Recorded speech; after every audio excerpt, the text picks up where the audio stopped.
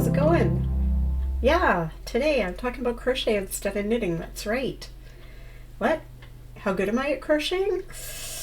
Well, I'm okay at it. I've got a lot to learn. I don't know, maybe a novice, intermediate. Why? Because you want, what?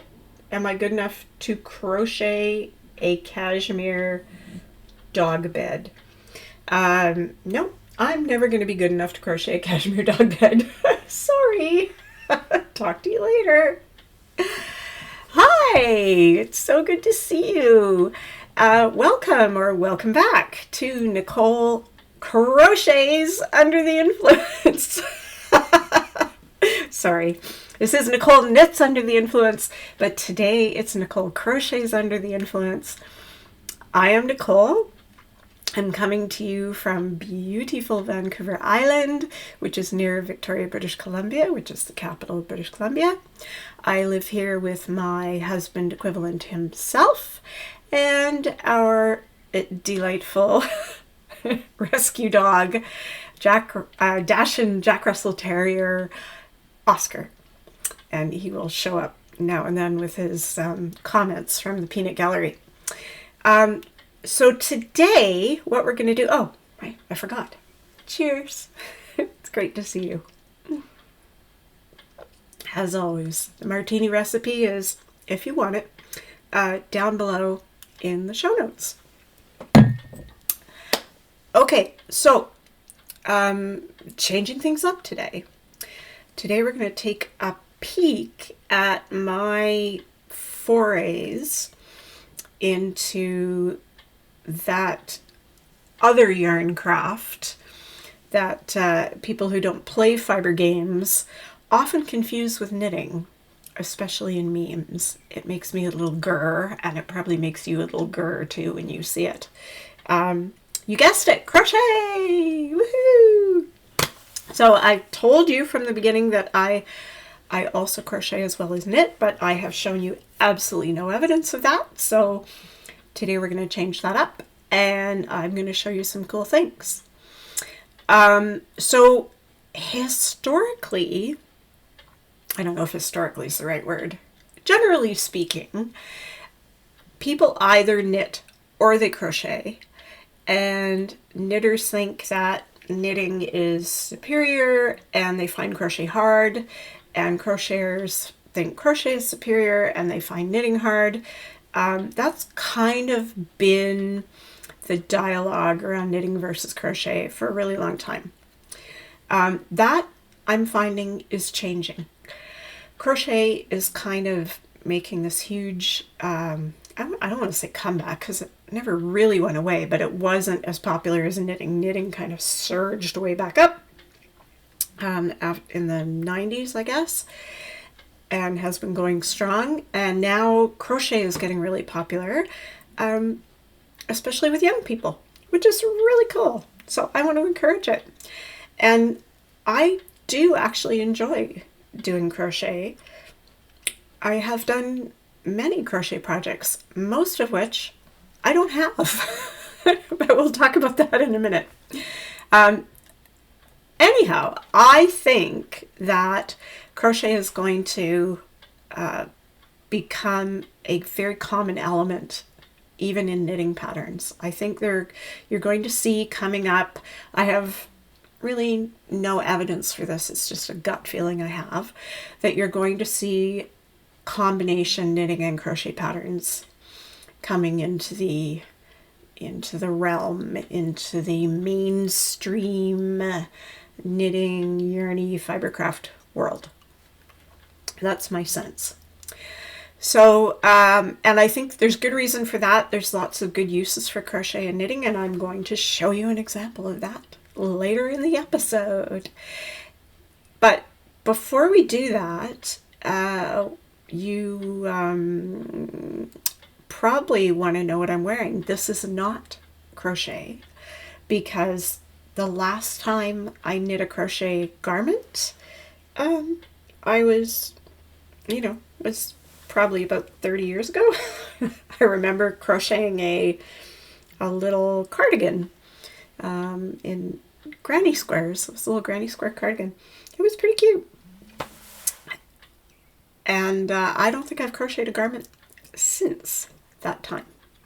So I am wearing my Through Stone sweater by Bristol Ivy.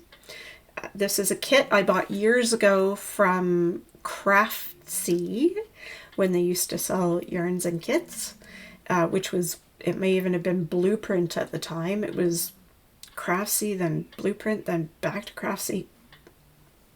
Long story with that little business.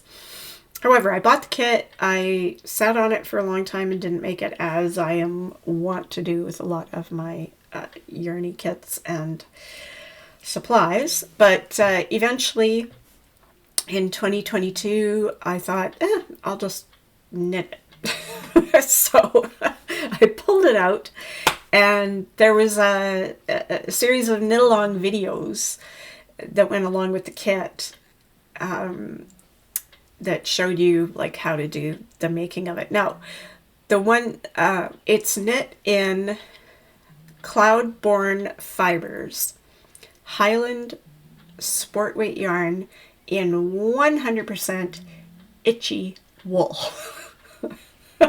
which really, I don't wear it very much. And that is why, like right now, I just kind of want to take it off because it's already the little, you know, the little pokey ends of the wool fibers are bugging me. It's not merino, it's not anything soft, it's just 100% wool. Highland, which often, you know, when you see the word Highland, you can also read rustic, which also reads scratchy. Not always. Not always. There are always exceptions to these rules, but this one's pretty scratchy. So it's, what was it, like DK weight? I wasn't too bad to knit up. It went pretty quickly. The color work was pretty easy. I really liked, here, let's stand up for a sec so you can see this. In the pocket, can you see this if I hold this up? So you knit a color work swatch to test out your colorwork gauge, and then you use that swatch to line the pockets. It's cute, hey? So you got these cute little pockets with little peekaboo colorwork inside, which is kind of cute. So I like that. I decided to, a few modifications, I decided to double hem everything, like do a folded hem on all the edges, including the neckline and the sleeves, and around the bottom and the tops of the pockets is all a folded hem. And I also added a little, one of the elements of the color work. What's the best way to do this? One of the elements of the color work from here into the folded hem on the sleeve, just to for a bit of added interest, because I can't leave well enough alone. I've got to throw a bit of my own, you know, vibe into the knit, which I did in this case. Okay, let's move on from my Through Stone sweater and start talking about crochet. So I'm going to do this. I was looking at my projects in Ravelry, and I decided the best way to do this was going to be chronologically, I think, so you can kind of see the progression of my crochet skills moving along. So we're going to start with a project I don't have. I gave it away as a gift, but I will put it up here, either here or here.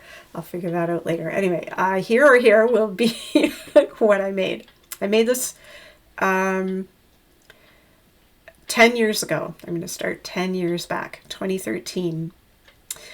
And yeah, and I gave it away because for some reason, crochet often seems to be my media of choice, craft of choice, when I'm making gifts, because I think somewhere in my brain, I think it's a bit faster, which it can be, but I'll also show you how it can't be with a project I did later. Like, I'll show you one where it went really fast and one where it went really slow to make about the same size thing. So, as always, the answer is it depends. But in my brain, crochet's faster, so if I'm going to knit a gift, it's often going to be crochet, especially if I'm doing, you know, a toy or a stuffy or a fun kind of thing, playful kind of cutesy thing, because crochet lends itself to that. You can make a stiffer, firmer, tighter, slightly thicker fabric really easily in crochet. It just lends itself to it, and so you can build things and form things and make shapes and stuff in crochet that's harder to do in knitting. So I made the 10th Doctor Who, by Allison Hoffman. The 10th Doctor, if you're not a Doctor Who fan, which honestly, I don't think I've ever seen an episode of Doctor Who. I know some of you out there are going to want to reach through the screen right now and give me a bop on the head for that, but I'm interested in watching it. I just haven't gotten around to watching it. And there's like, I don't know, 50 million seasons of it. Seriously, like, this was the 10th Doctor. This was back 10 years ago. Like, how many Doctors have there been since? There's a lot. There's a lot of Doctor Who. I don't know where to start. I don't know if to start at the beginning or start with the good seasons, if there are good seasons and bad seasons. I don't know. However, I am digressing. So the 10th Doctor was David Tennant, who's an amazing actor, and you may well know that name. And he was, at the time, the favorite Doctor out of Doctor Who of one of my stepkids. So this was a gift for them because they love Doctor Who and all things Doctor Who, and every year I pretty much give them something Doctor Who-esque. And that year I found this pattern to crochet this adorable doll of the 10th Doctor, and so I thought, yeah, okay, let's do that. So I did it for them. I had actually knitted the police box from Doctor Who the year before, which is here, and however, it's really cute. It was super fun to knit, but we're not going to talk about that because it's knitted and this is crochet, so it's off the table. Now, I didn't have a lot of issues. My crochet skills were like, I understand how to single crochet, I understand how to make a chain, I understand how to double crochet. That's about it.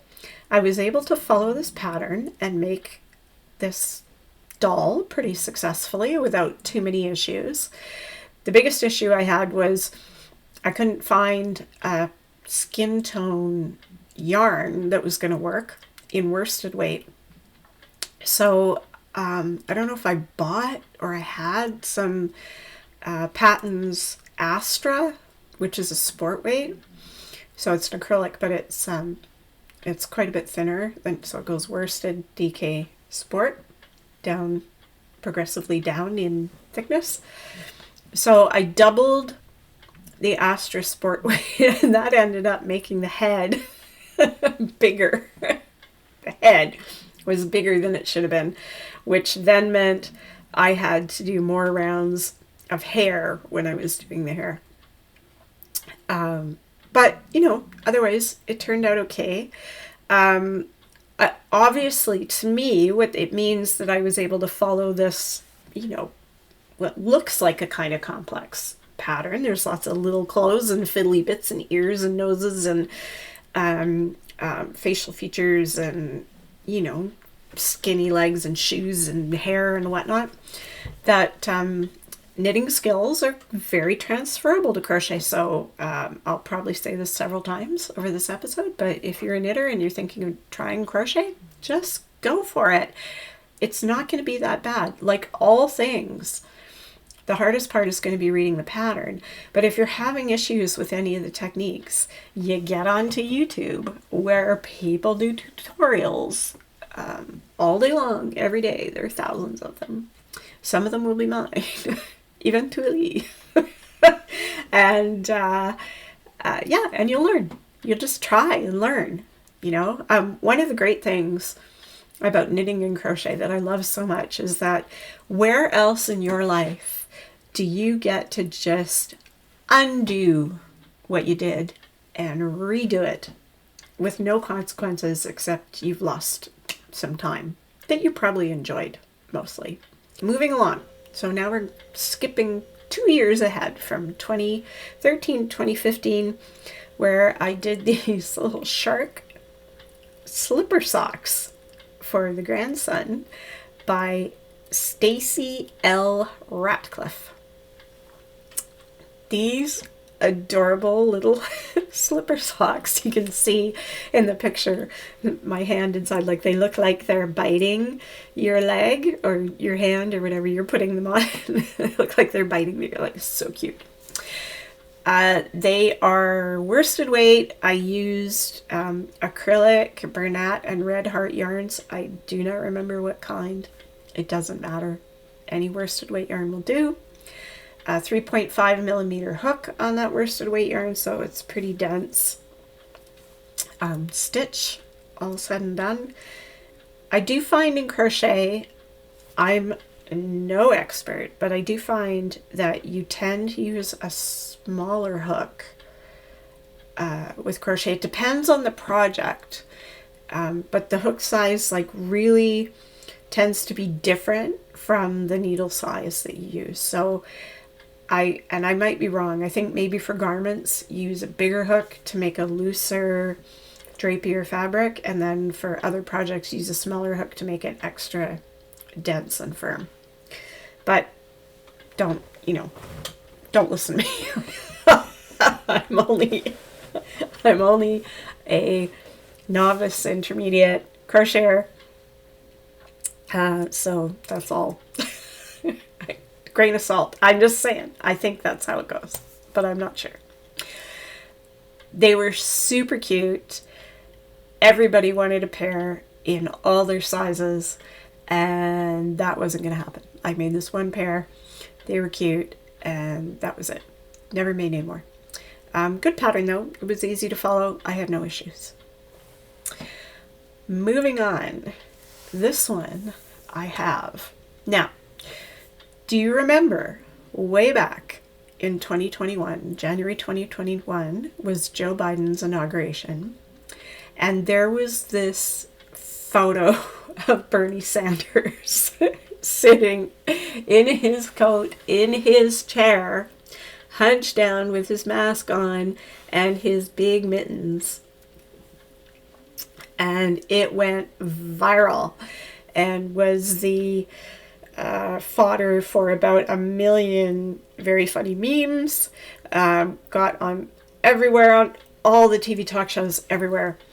And also ended up inspiring a bunch of fun craft projects. So including this one, which I couldn't resist. So here is Bernie.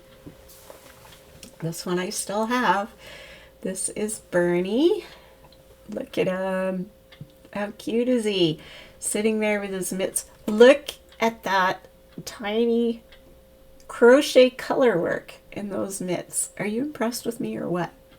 And his little shoes and his glasses. The hardest part of making Bernie was making those wire glasses. I don't know how many times I had to bend that wire to get the glasses to be the same on both sides, and the little nose and his cute little COVID mask, and even the little tufts of unruly Bernie hair. Is that fun? His little tiny ears. He's just so cute. Oh, he's got a little hoodie. And this little hoodie from his jacket. Anyway, he was super fun to make. Again, 3.5 millimeter hook, which is a size E if you're going by those sizes. I go everything by millimeters, but size E is the equivalent of a 3.5 millimeter. I didn't have any issues that I remember. The little mitts were fiddly, but they weren't bad. It all went pretty quick. It was getting all the materials together, I think, took longer. Picking out all, getting all the yarns on the right colors and figuring out what I was going to use for his hair and getting wire for the glasses and a little piece of blue felt for his mask. I think I had to go buy like a whole sheet of felt to get this little piece of blue felt for his mask. But he was fun to make and show off. And I could have sold him a dozen times over, but I decided to keep him. I never made another one. I had all the stuff in a box ready to make another one. I never did. And he sits on the bookshelf in himself's office up behind him, so he's just a little bit visible when he's doing Zoom meetings and stuff, which is kind of fun. Anyway, I'm just going to put him back here for now. So, Bernie. You stay there, Bernie. Same year, in August, I made some Nema blankets for their grandkids. That's what they call them, because to my grandkids, I am Nema, because they already have a grandma and a Grammy. So I'm Nema, which is like Nicole grandma merch. And so when I make them new blankets, they call them Nema blankets. So I made them both Nema blankets. Milo's I knitted, so we're not going to talk about that now. Casey's I crocheted. And it was the bulky and quick cat blanket by MJ's Off the Hook Designs. And this one was a kit, again, from Craftsy. The yarn was an acrylic called Sprightly Super Bulky, really, really thick. I had a bunch of it here still that I could have shown you, but about a week ago I started my de-stash and I gave it away. So I went to a good cause. I went to a teacher in a local school whose kids want to learn to crochet. So she was happy to take it off my hands and have this good super bulky yarn for them to learn to crochet. This one was done on 9mm and 15mm hooks, so really bulky, which is part of the bulky and quick part of the cat blanket. Those are MN. The 9mm is an M/N hook, and the 15mm is a P/Q hook. I don't know why I'm doing this with my fingers, but I am. And I didn't find it hard. It went fast. The main part of the blanket is a big rectangle, and it just went done very fast. And then the hood was pretty quick, and then you had to make the fiddly bits. So I had to make the ears and the eyes, or a couple of layers, and the nose and the whiskers and stuff. So, but even still, like, we're talking hours of work, not weeks or months. It was very quick, which was good. And it took about, this is where I started keeping track of, well, I could see on Ravelry actually how much yarn I used. So Ravelry says that blanket took about 1,500 meters of yarn. Just to give you an idea, it was, how tall was it? Well, about the height of a 6-year-old. So the from the floor to the top of the head would have been about yay high, about this high. So 4 feet, yeah, probably 4 feet this way and 3 something feet this way, 1,500 meters. So that gives you an idea. Then, moving along to one I do have. Yay! I have the Grandioso. This is July 2022 now. So now we're another, are we a year out? Yeah. A year later. July 2022, I finished the Grandioso guitar blanket by Sweet Potato 3. I don't know if that's the name of the designer. Sweet Potato 3. Now, this blanket, I guess I'll show it to you. It's right here. You're going to want to look at it first. Oh, let me turn it this way. I don't even know which is the right and wrong side. So it's a guitar. There's the top. See the up there, the knobs, and then the neck and the body, and coming right up to the bottom. So it's kind of a, half and half color, mirrored but slightly different on each side. It was great. It was a pretty easy crochet.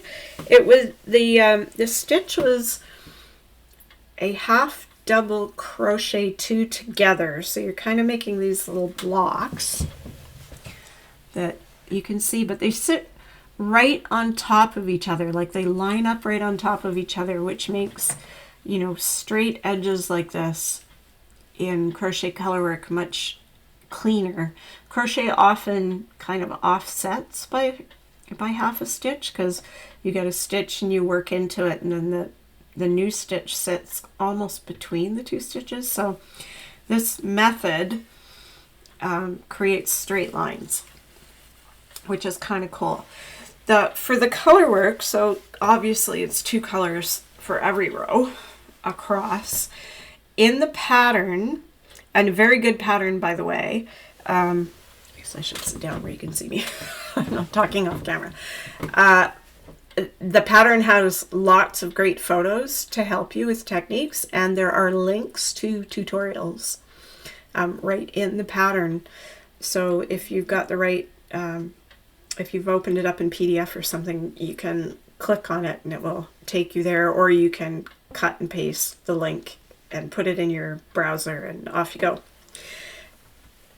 Good, which is great, very helpful, very good on this designer. There's a whole series of these. I think there are violins and other instruments. I can't remember. Anyway, I got the guitar because I made this for himself, and he plays guitar, and so I wanted to make him a special blankie with a guitar on it. In the pattern, the instructions for changing the colors included actually, I think, cutting the colors, like, I'm not really clear, but I don't think that I did it the way it was intended to be. I think they were like cutting and changing colors every time and weaving in the ends. But I carried the color across inside the other stitches. So when I was coming along here and I would switch to the green, I carried the gray underneath and then switch back and carried the green underneath, and then switched here just where I had to, and then green, and then back gray, and carried it under like that.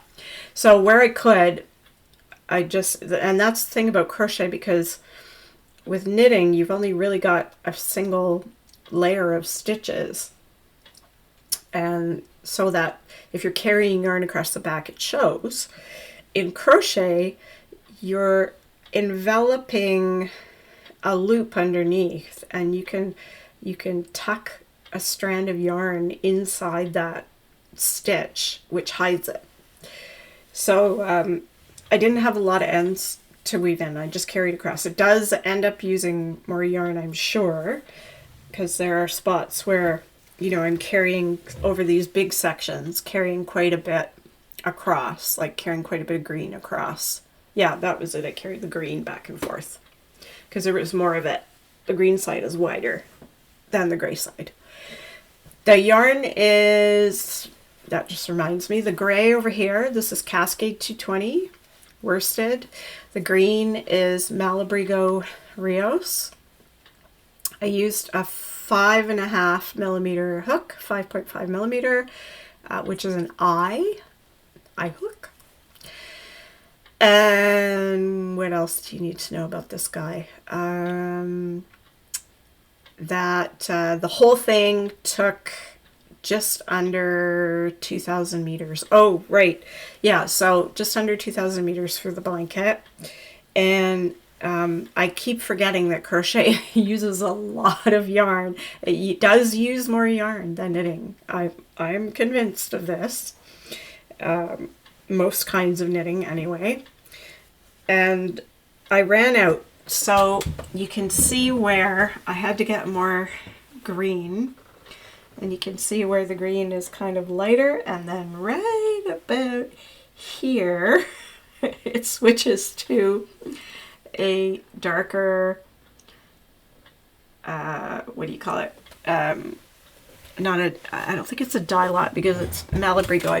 I don't know that they're dye lots. Anyway, it was clearly from a different dye batch, and I could have, if I'd known I was going to need that extra skein, I could have at the beginning kind of, alternated skeins and worked it in, but I thought, it's really not that big a deal.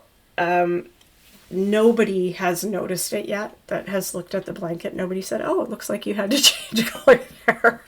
Not a single person. Now that I have pointed it out to you, should you ever come to my house and see the blanket on the wingback chair in the living room, you will go, oh yeah, I can clearly see where she had to change color.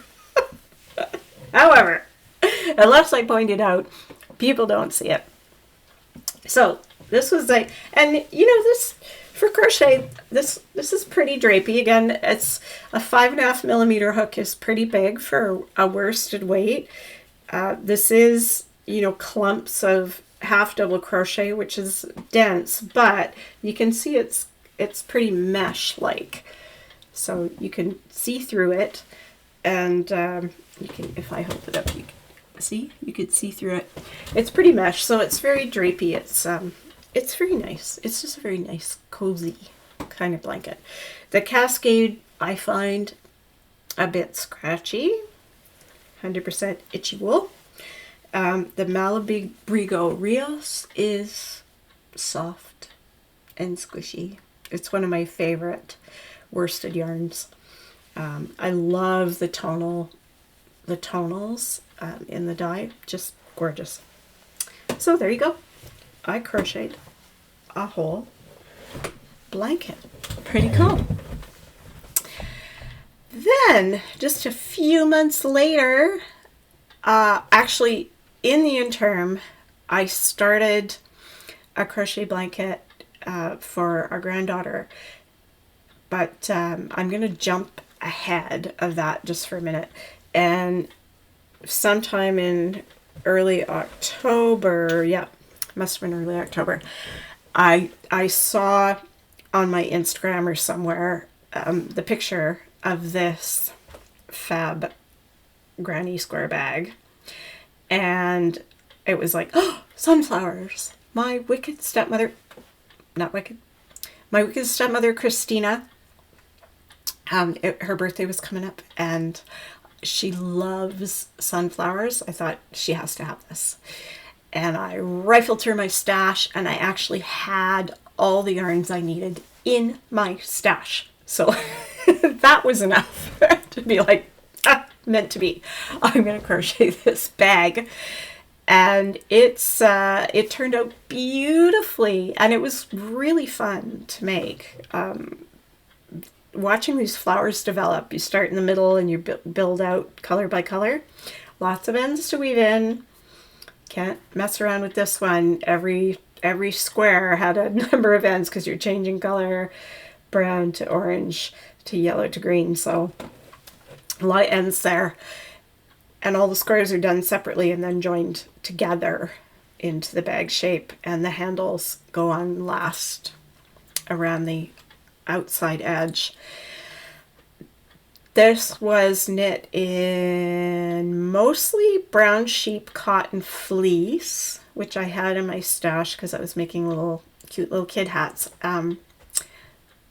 It's really a nice cotton yarn. It's very loosely spun and soft and drapey for cotton. It's not like tight and hard like a lot of cottons are, which is why they call it cotton fleece, I guess, I'm assuming. So the green, the main base green, and the yellow petals of the sunflower were brown sheep cotton fleece. The brown in the middle, I'm pretty sure was Knit Picks Dishy. I think I've talked about Dishy before. It's a great dishcloth yarn from Knit Picks that is also like quality enough to use for garments.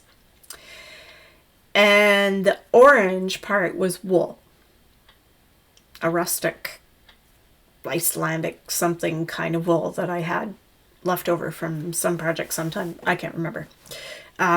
Which is fine. Like the bit of different texture in there from the cotton was just fine for that one little circle piece around there, but the color was right. And it looks really good. And the whole thing was fun. And it was all on a 6.5 millimeter hook, which is also a K. So again, pretty loose for the weight of yarn, like a pretty big hook size for the weight of yarn, but it works. So go figure. So like I said, sometimes with crochet you go way down from the knitting side, like same from the size of needle you would knit that yarn with. You go down for some projects and you go up for other projects. I just do what I'm told.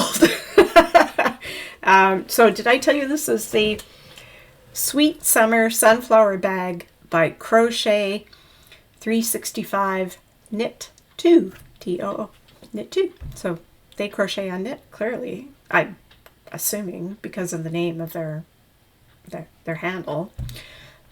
That's what I would assume. I really should go take a look and see what else they've designed because maybe they have patterns with both. Then I had started in September and finished in October this gorgeous blanket for the granddaughter because she loves unicorns. This is called Unicorn Dreams. This is 2022, just a reminder. Unicorn Dreams Afghan by Rachel Misner. And this is the first time I had done this method, which is called corner to corner. So you actually start down in one corner of the blanket and you're building these little blocks out of double crochets. So there are 3 or 4 double crochets together that form a block. So you start in a corner and you make a block and then you make 2 blocks adjacent to that, and then you're going on the diagonal and building out from that corner out this way till you get to this corner over here, and then you're still building out on this side, but you're starting to build in on this side to straighten it out, and then you go back and build to the opposite corner. So that's why it's corner to corner. Starts in one corner, builds out, back in, and finishes in the opposite corner. And it makes it really easy to follow like a plain kind of graph type chart, right? You're doing this many blocks here and this many blocks up that way, and then filling in the colorwork part in the middle. So that was all pretty easy to do. That was done on a 6.5 millimeter hook, and it was done with, the background was Barocco Remix Chunky, which is a really great Barocco remix. All of Barocco Remix is great yarn. It's a blend of recycled fibers, so it's got a real mishmash. I don't know, there's like 5 or 6 different kinds of fibers in it. So it's got, you know, a really interesting hand to it. It's a bit tweedy, as it would be from all that recycling, but It's got kind of a woolly, cottonish, linen-y, like, it's interesting. It's different, but it's great for all kinds of things. And then the fancy color part in the middle, the unicorn, that is all stripy and pretty colors, was Trendsetter Yarns Candyland, double-stranded. This is the Candyland, so you can see it's soft and fuzzy. I can't remember exactly what the content is. It might have had some wool in it. Oh, it is. Did I put it? Oh, I didn't. I didn't say what it was.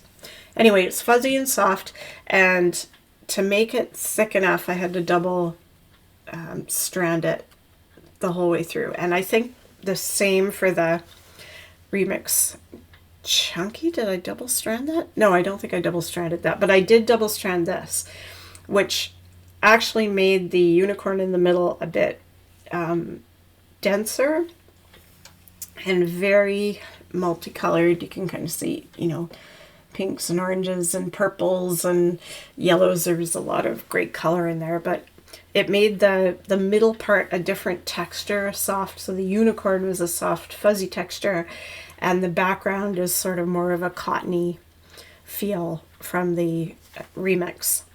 So this was the Trendsetter Candyland, double-stranded. Now, the blanket itself went smoothly, and I had no problems. Then I added the border. I can't remember.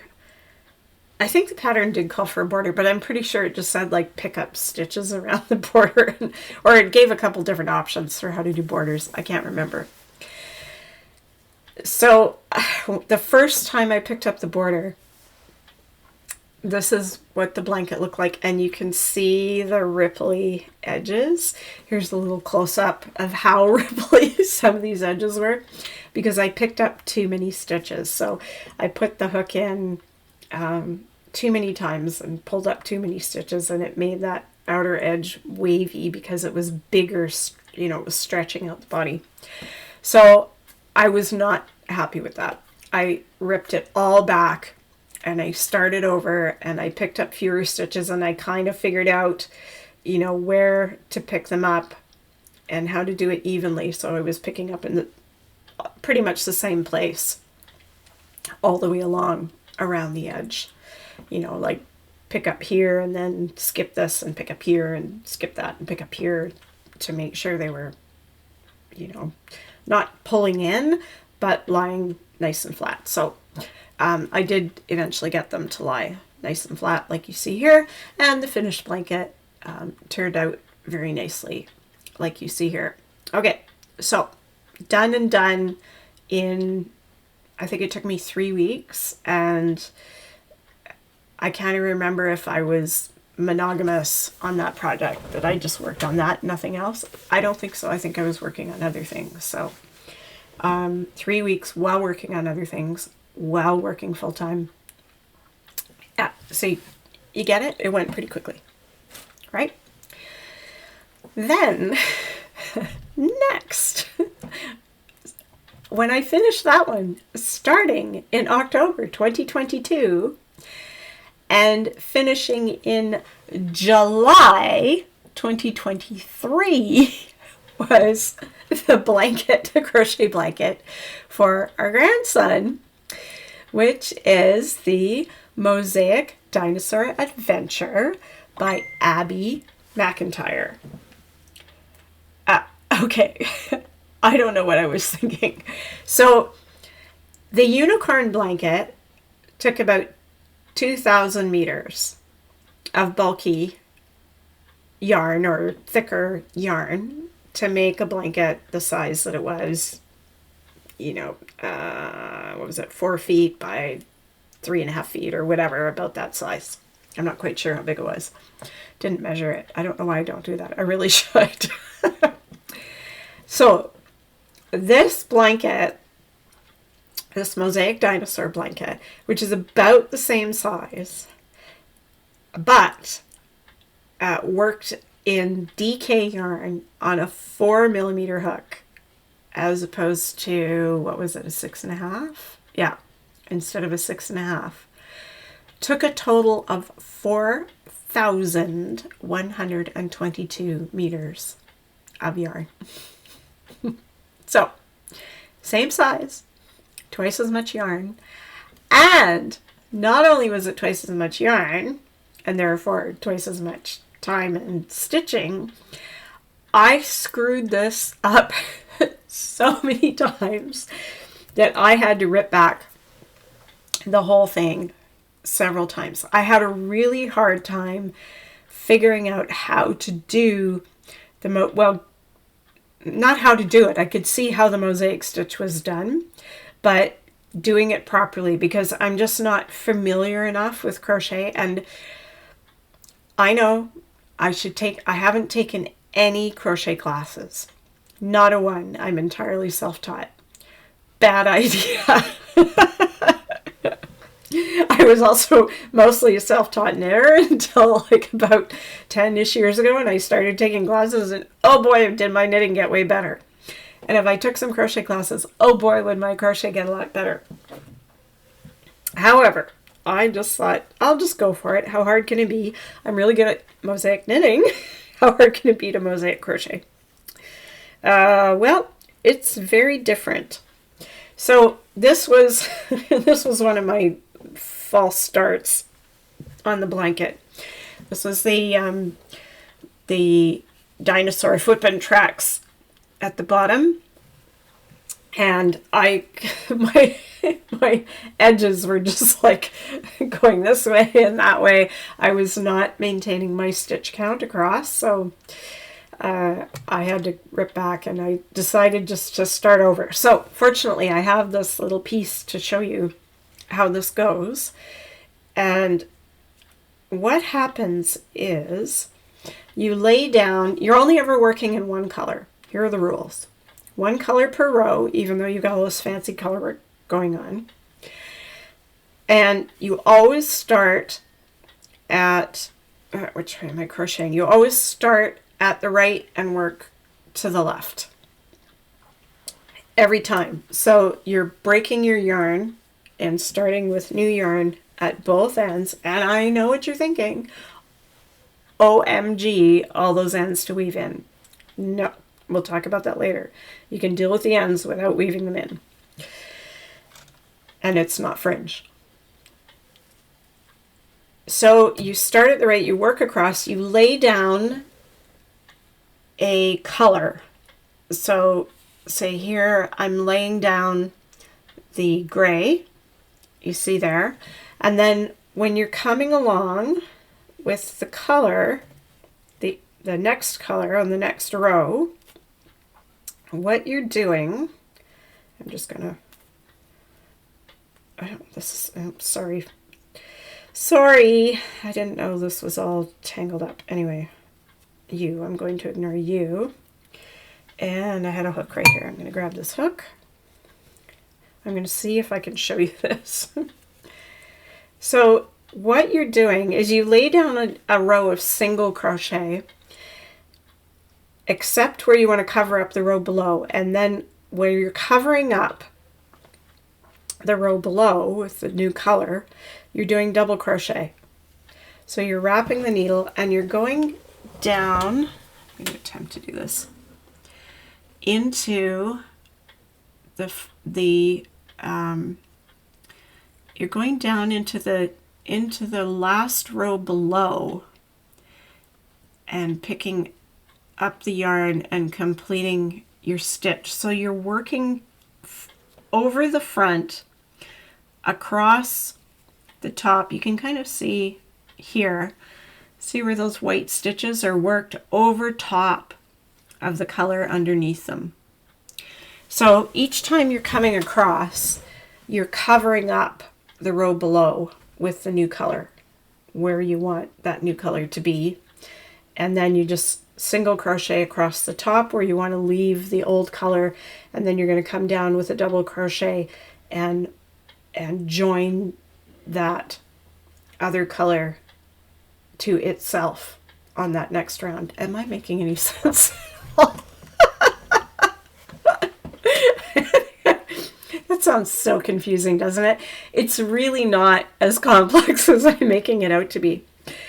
But the trouble is, remember how I talked a bit earlier how crochet stitches get slightly offset? I was having a really hard time making sure that I was picking up the right stitch underneath when I was going down the row below and picking up and building back up. I kept going over one way or the other and screwing up my stitch count and getting all out of whack with the charts. And once you're out of whack in crochet, the thing about crochet that's not like knitting is you can't ladder down and correct something. You have to take out the whole row. Now, taking out the row is super fast, and it's pretty fast to build it back up again, faster than knitting usually, but you can't go down and fix something from the row you're on. You absolutely have to rip back every time. So you can see from where am I going to put this photo? Oh, right here. You can see from over here.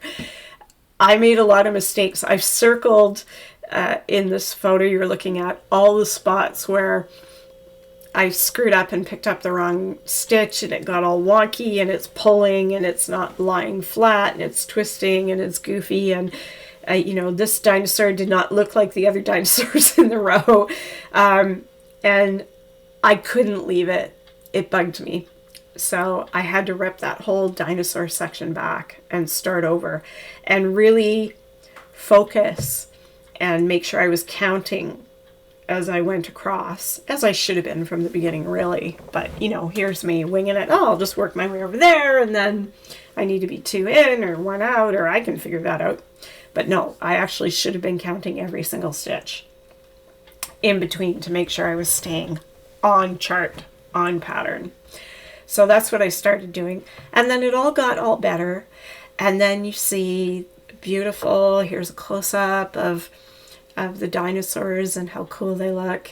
And the full thing. And the back is actually almost as cool as the front. Like you can see like a shadow effect of the back. There's a lot of extra. There's almost an extra layer on the back. I guess I can show you on this. So that's what the front looks like, and that's what the back looks like, because you're going down in front of rows, it's like you can actually pull up rows of crochet under here that were covered up right on the back. So it's almost kind of double thickness, which is why it takes so much more yarn and so much more time. It took months and months and months and months. Well, it took from October to July to get this done. Now, I was not working on it the whole time. There were long periods where I put it down and didn't pick it up again, which was a mistake. I should have just kept working on it. But it did take a lot longer to do than that bulky corner to corner. Just so you know, if you're going to pick a color crochet pattern and you want it to be easy and you want it to be quicker, go for the corner to corner. Save the mosaic work for when you're feeling extra adventurous and ambitious. There was nothing wrong with the pattern. Oh, this was the color changing yarn, the color burst. What was this called? Universal Yarn Color Burst Merino Acrylic DK. And the gray was a cotton acrylic blend Cascade Sarasota, which is the DK white cotton blend yarn. This was really, I really like this. This worked up really nicely into the dinosaurs. I liked the effect. I had seen a couple of different projects that people had done, and I really liked the effect of the color changing yarn as opposed to just using solids or changing it up. But you could, you could be scrappy. You could stash bust. You could do all kinds of things. for that. And I think that's it for the Mosaic Dinosaur, which was just finished a few months ago. Now let's talk about combining knitting with crochet. So one of the whips I showed you way back in that first episode, all the way back in that first episode, was one of my unfinished projects, was this 10 stitch blanket. So 10 stitch blanket, you're only ever working 10 stitches at a time, and you're kind of building on to the row before as you work around in a modular fashion. And one of the methods for doing that creates the way you attach the stitches as you go, creates kind of this chain looking stitch in between the sections, right? It's kind of cool. So you can see that lying sideways chain stitch. And I thought I had, in my last episode, remember I had the brain wave, oh my god, I should crochet a border for this, because I just needed to finish a row and then I could put the border on. So I did that. I finished the row and I've started working the border. I found this really cool stitch that for some reason, I have absolutely no idea why, because it doesn't make any visual sense to me whatsoever. But this stitch is called the Camel Stitch blanket border. And it looks like it's done with half double crochet. And it looks exactly like the chain stitch. Look, see the chain stitch down there? Done in knitting. And this crochet border looks exactly the same. So it looks like a stack of these chain stitches sitting on top of each other. How cool is that? Is it not perfect for this? It's perfect for this, right? So the way it's done is with a half double crochet, you end up with 3 loops at the top of your crochet edge. Normally you only have 2, like you have the chain that kind of rides across the top of your work with a loop on each side, just like a knit stitch, a loop on each side. With half double crochet you end up with 3, so you end up with 1 at the front, 1 at the top, and 1 at the back. When you're coming around on the next row, if you only work into the one, sorry, I'm trying to tidy up this here. Let me grab this hook that I was using. I'm going to talk about this hook in a minute. If you only work into the back, this is like the worst way to do a tutorial, but however, so if I'm going to do a half double crochet, so I wrap the hook, I only work into the back loop, and that forces the front 2 loops to push to the front and look like a chain across the front. Cool, hey? I think it's really cool. This is the fun part, because I've done a lot of different knitting techniques, and yeah, there's still things I haven't learned yet, but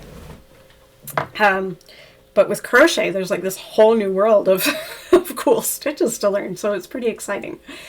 Anyway, easy to do, but I really got quite tickled over how it really mimics that stitch down there and looks like it belongs around this edge. So there you go, right? Like, are you getting it? Because the combination of the knitting and the crochet is making the edge on this blanket the perfect finish for this. And sometimes that's how it's going to be. Like, you're going to find a crochet edging that's just going to finish off the neckline of your sweater or your blanket or whatever project you're making, and just make it perfection, the perfect thing. So there you go. Couple more things I wanted to talk to you about. Oh yeah, okay. So one of them is, remember at the beginning I said I don't have any knitted garments. So I thought, well, or I don't have any knitted garments. I don't have any crochet garments. So I thought, oh, well, here's an opportunity waiting to happen. I'm going to go looking for a pattern for a crochet garment that I want to make that will be exciting and that I would actually wear. And I browsed pages and pages and pages. And then, ta-da! This Huldra Sweater by, I'm gonna butcher this, Tatiana Kuprianchik, I think. Oh God, I'm sorry. Tatiana Kuprianchik. I'm hoping that's right, or at least close. Designed this incredible sweater, which, as you can see, is this sample is knit up in totally, or crocheted up in totally Nicole blue. It's got kind of a cool colorwork technique there I've not done before, so I'm excited about that. It is in fingering and a 3mm hook. So, go figure. That's the one I would pick. However, I think it's going to be okay, and I'm really keen to try it and see how it is. I'm going to see, I think I'm going to do the short sleeve version. You can also do a full long sleeve if you want, but I think I'm just going to do the T version, see how it fits, see how it feels, because I'm just not sure. Like, this is uncharted territory for me. I haven't done a crochet garment, like a garment in crochet, especially at this weight. That's a pullover. So I'm curious. I'm curious to see how is it. Will it be a little stretchy? Will it have drape? It looks like it does in the picture. Like, it all looks good.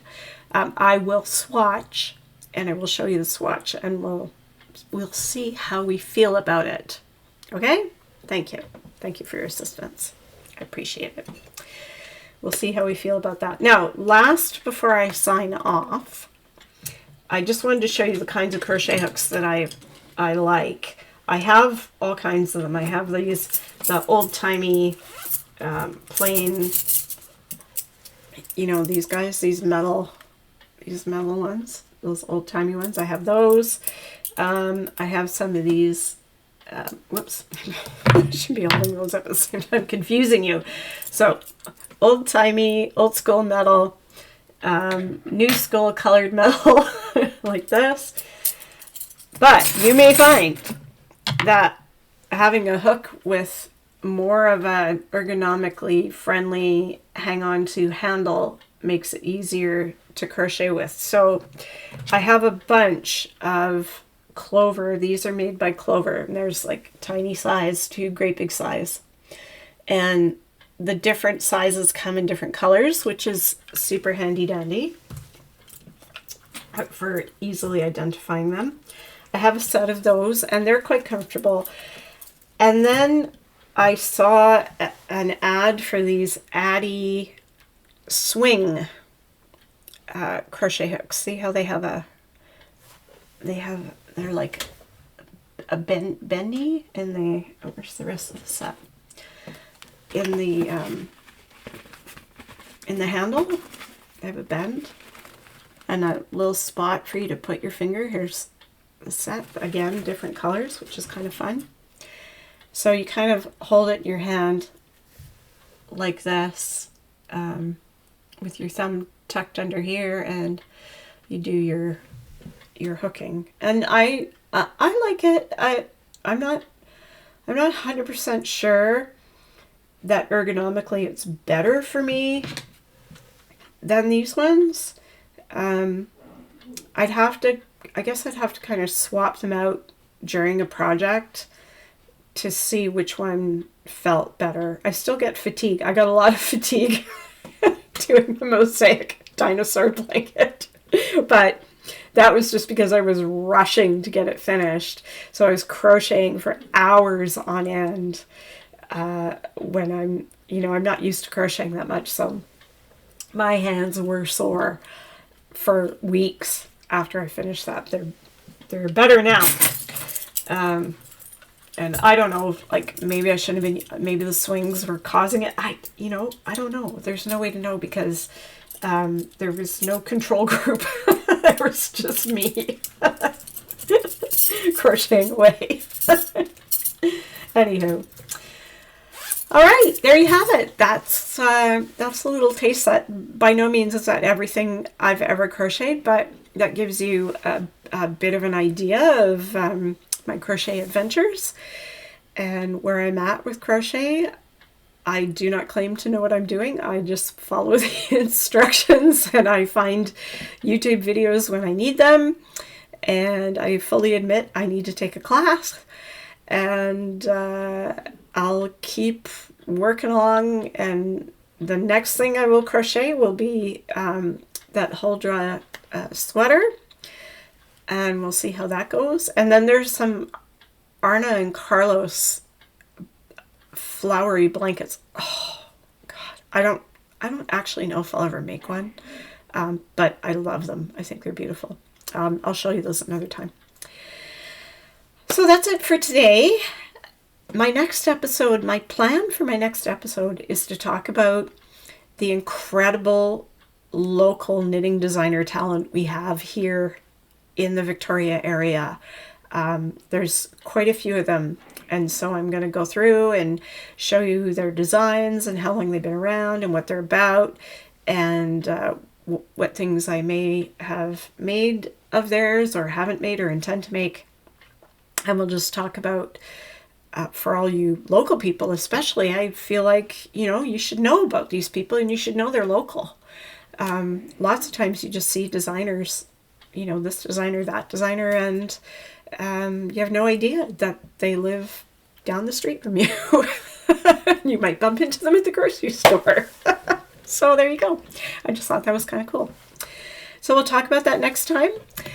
Great to have you here. Thank you so much for staying all the way to the end and or watching this several times until you got to the end. Thank you so much. I appreciate you. And I hope to see you next time. Oscar says goodbye and I say goodbye, and we'll see you next time around. Cheers.